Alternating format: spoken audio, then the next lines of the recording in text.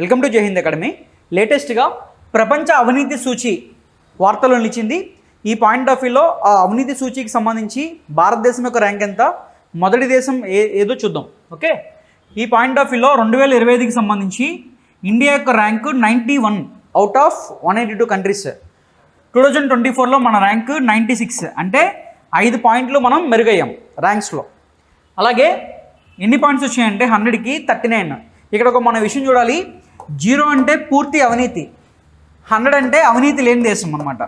ఈ పాయింట్లో భారతదేశానికి 39 మార్క్స్ రావడం జరిగింది పాయింట్స్. అలాగే ఫస్ట్ ర్యాంక్ వచ్చేసరికి డెన్మార్క్ వచ్చేసరికి 89 పాయింట్స్.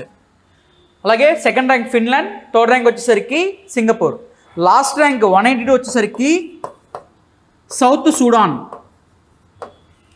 సూడాన్. ఓకే, మరి ఇండెక్స్ని ఎవరు రిలీజ్ చేస్తారంటే జర్మనీకి సంబంధించి non profit organisation transparency international. Okay, ఇండెక్స్లు అనేవి చాలా ఇంపార్టెంట్.